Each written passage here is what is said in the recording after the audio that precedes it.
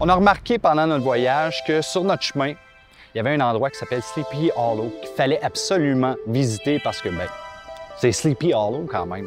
Et Steve était particulièrement excité, hein? C'est lui? Où est-ce qu'est Steve? Il est derrière la caméra. Ah.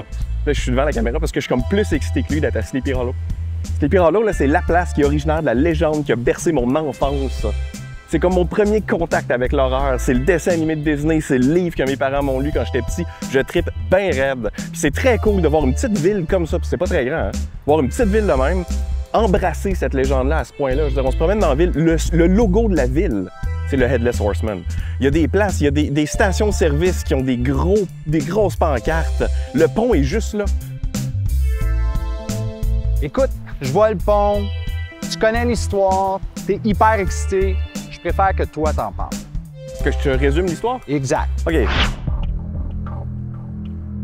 Donc, Sleepy Hollow, c'est un endroit qui est apparemment très propice aux légendes de fantômes, des trucs comme ça. Et dans l'histoire de Washington Irving, il y a le professeur d'école, Ichabod Crane, qui vient s'installer ici pour éduquer les enfants, etc., qui finit par faire un peu partie de cette communauté-là et qui tombe en amour avec Katrina Van Tassel, qui est la seule fille, en fait, d'un riche fermier local. Elle a un autre prétendant qui est Brombone. S'ensuit une espèce de petit triangle amoureux, etc. Et à la toute fin, ils font une soirée, tout le monde est là. Ichabod Crane a l'air d'avoir, si tu veux, la faveur de Katrina. Pendant la soirée, il raconte des grosses histoires de fantômes. Ça le terrifie un peu parce qu'il a tendance à croire à ces choses-là, puis bon, à la sorcellerie, aux sorcières. Et à la fin de la soirée, Katrina lui dit un peu, bah, finalement, tu sais, t'es sympa, mais je t'aime pas tant que ça. Et il part, il est un peu déprimé. Et là, soudainement, sur le chemin du retour, paf, il tombe nez à nez, ben non pas nez à nez, nez à torse, j'imagine, avec le Headless Horseman qui se met à lui courir après. Et là, bon, il est un peu paniqué, il y a un vieux cheval, ça se passe pas bien, il essaye de faire en sorte que son cheval court plus vite et il traverse ce pont-là parce que il s'est fait dire pendant la soirée que c'est un pont que le Horseman ne traverse pas. Donc il se dit, Colin, si je traverse le pont, je vais être safe. Et il traverse le pont, il arrête de l'autre côté, il se retourne et ce qu'il voit, c'est le Horseman qui lance sa tête vers Ichabod Crane, il la mange en pleine face, il tombe par terre. L'histoire ne s'arrête pas tout à fait là. On apprend par la suite que, bon, ils ont retrouvé le lendemain le chapeau d'Ichabod Crane avec des restants d'une citrouille.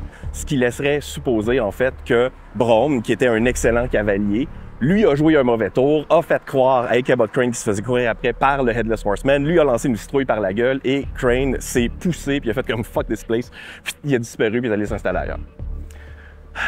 C'est fou comment on en apprend avec Guillaume.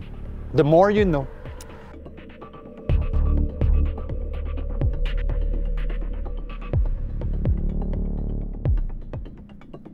Je sais pas si c'était vraiment de même dans le temps. Je sais même pas jusqu'à quel point c'est tiré de comme détails physiques réels, mais je pense que la trail qui est là, c'est la trail qui mène au pont. Donc, il a fallu qu'il traverse cette trail-là en pleine nuit pour chasser par un Headless Horseman. Sérieux? Moi, je serais un peu terrifié. Ouais.